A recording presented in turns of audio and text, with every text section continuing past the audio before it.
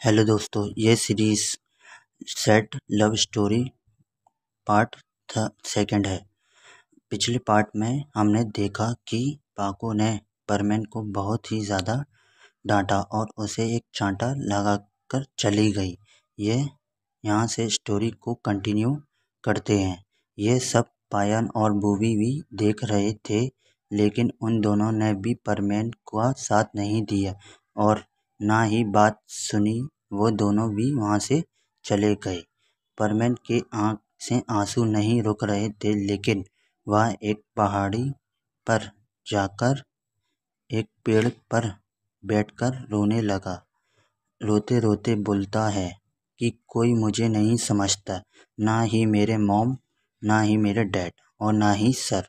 और पाको तो पता ही है कि मैं ही परमैन हूँ, फिर भी वो नहीं समझती। मेरे दोस्त भी नहीं समझते। यहाँ यह सब सोचने लगता है। तभी सीन कट होकर पाको को दिखाया जाता है। पाको बहुत ही ज़्यादा गुस्से में थी।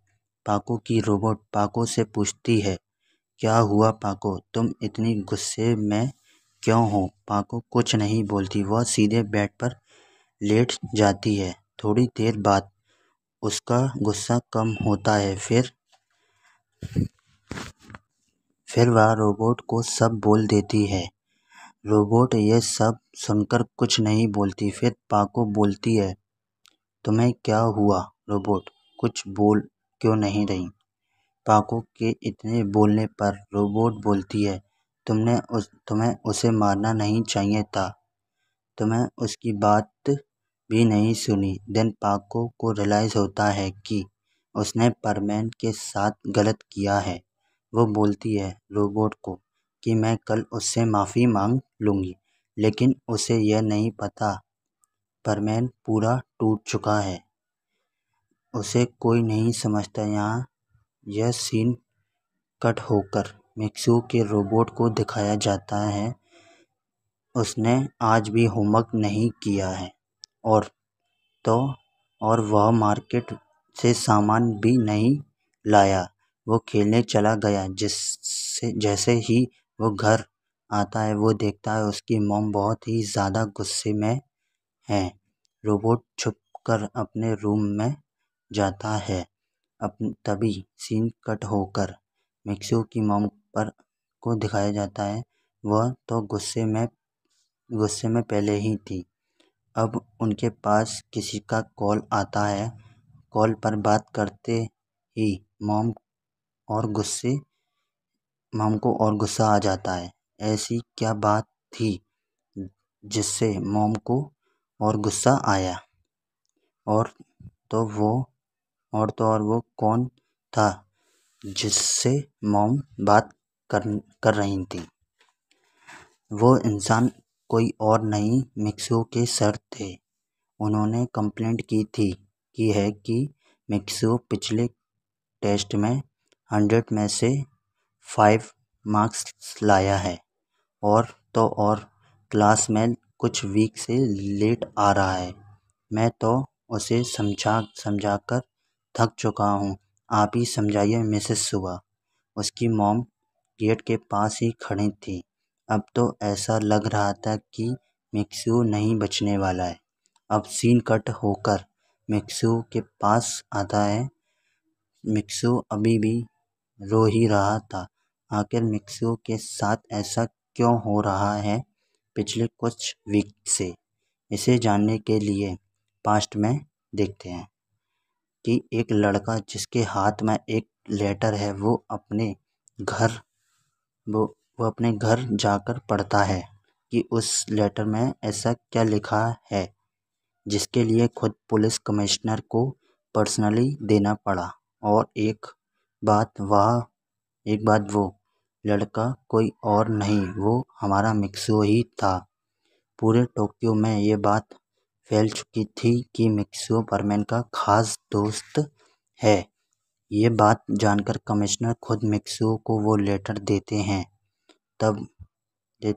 जब वह मिस सुमेरी का पोस्टर देख रहा था। उन्होंने बोला, मिक्सू तुम ही हो ना? मिक्सू बोलता है, जी हाँ, मैं ही मित्सुओ हूँ। तभी कमिश्नर उसे लेटर देते हैं और बोलते हैं कि तुम प्लीज़ इसे परमैन को दे देना और ध्यान रखना ये परमैन ही इस लेटर को पढ़े। मित्सुओ बोलता है जी सर ठीक है। तभी मित्सुओ घर पहुंचकर उस लेटर को पढ़ता है और देखता है उस लेटर में कमिश्नर ने परमैन से हेल्प मांगी है कि परमैन तुम्हारा शुक्रिया जापान सेफ रखने के लिए। अब चोर और लुटेरे रात में चोरी करते हैं। प्लीज़ मदद करो परमैन और प्लीज़ ये बात किसी को मत बताना वरना पुलिस पर से कोई विश्वास नहीं करेगा। पुलिस से का ट्रस्ट खत्म हो जाएगा। प्लीज़ परमैन। ये सब लिखा था कमिश्नर ने। इसीलिए परमैन रात को भी अकेले ड्यूटी करता है और इसीलिए वो कुछ वीक से ठीक से ड्यूटी नहीं कर पाता और इसीलिए वह लेट हो जाता है स्कूल के लिए। लेकिन ये बात किसी को भी नहीं पता होता है यहाँ तक कि मित्सुओ के रोबोट को भी, क्योंकि बर्डमैन ने रोबोट में ऐसी सेटिंग कर दी थी कि जो परमैन चाहेगा वही मेमोरी ट्रांसफ़र होगी। इसीलिए रोबोट को भी नहीं पता होता कि परमैन रात में ड्यूटी करता है। अब सीन कट होकर प्रेजेंट में आता है। मित्सुओ अपने घर जाने लगता है। वो जैसे ही घर जाता है अपने परमैन सेट को उतारकर अपनी पॉकेट में रख लेता है और लेकिन मित्सुओ का रोबोट मित्सुओ को कुछ नहीं बताता कि आज वो पिटने वाला है। मित्सुओ बिना मेमोरी ट्रांसफ़र किए रोबोट की नोज़ दबाकर कबर्ड में रख देता है और नीचे जाकर देखता है उसकी मॉम डोर के पास खड़ी हैं। मित्सुओ नीचे आकर पूछता है क्या हुआ मॉम, आप यहाँ क्यों खड़ी हैं। मॉम उसे देखकर बहुत ही ज़्यादा डांटती हैं और उसे 4 से 5 चांटा भी मार देती हैं। मित्सुओ इस बार हद से ज़्यादा रो रहा था। वो बिना डिनर किए अब ऊपर आकर सो जाता है। उसकी आँख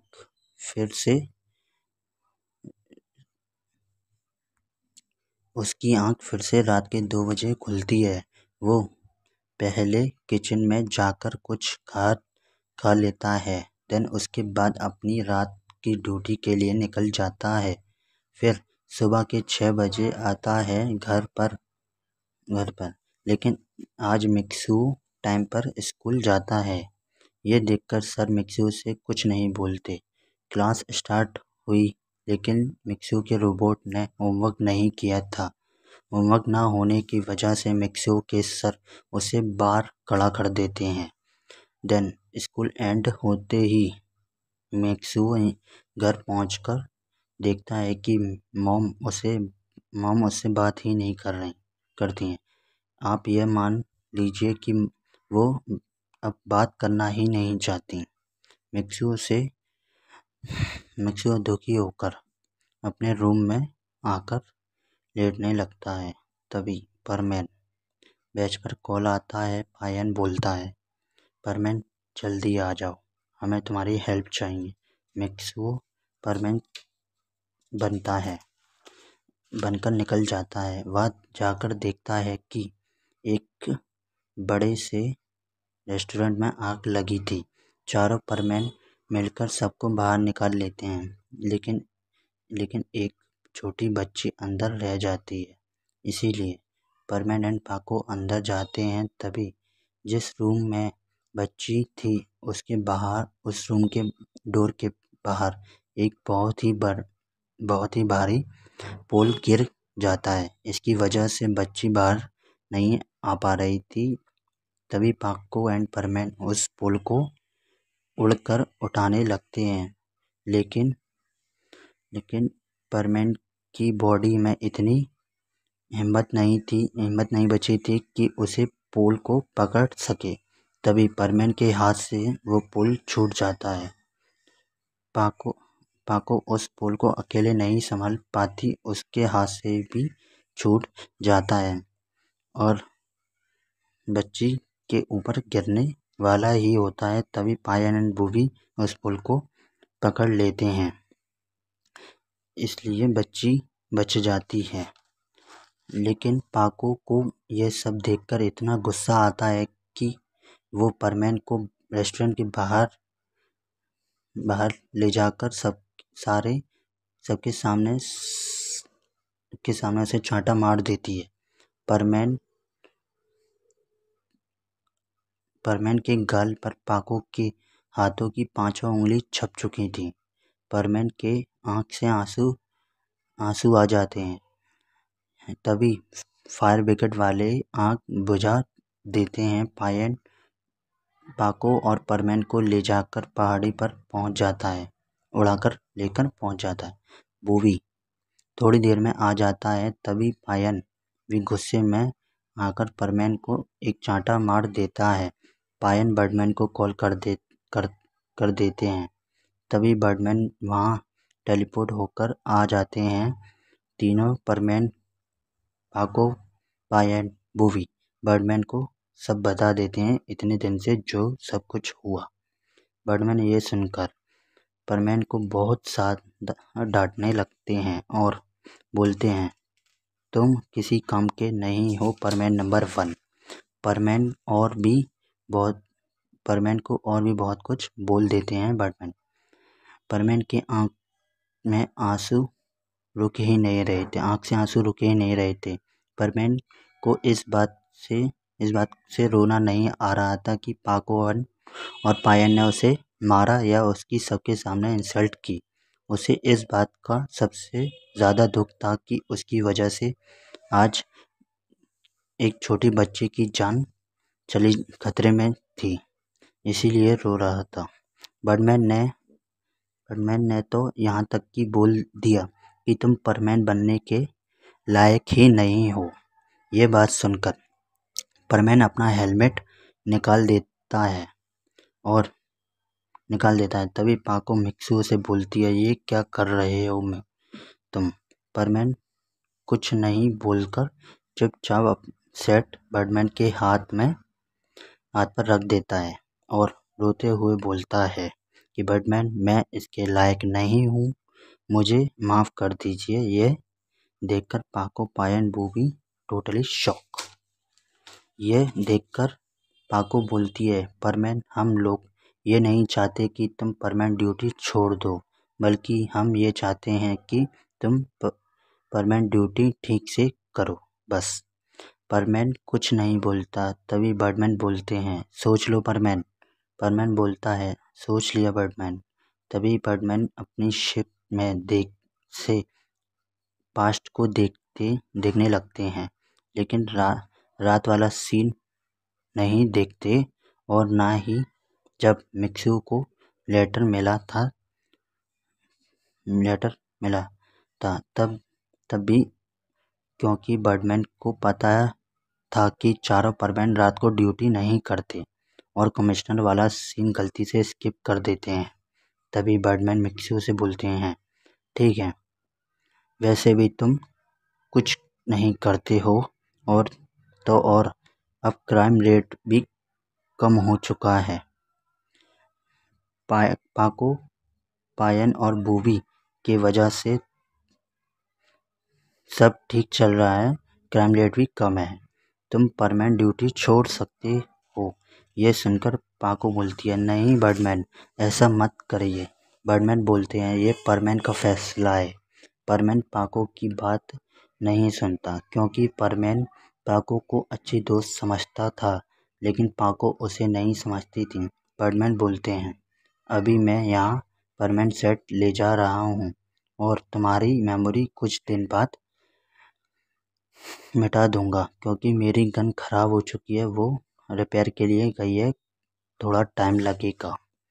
तब आकर तुम्हारा रोबोट ले लूँगा और तुम्हारी मेमोरी भी इरेज कर दूँगा। और बर्डमैन पाको पायन बूबी से भी बोलती हैं कि परमैन से मिलने की कोशिश मत करना, चुपचाप अपना ड्यूटी पर ध्यान देना। पाको बहुत ही ज़्यादा उदास हो गई थी।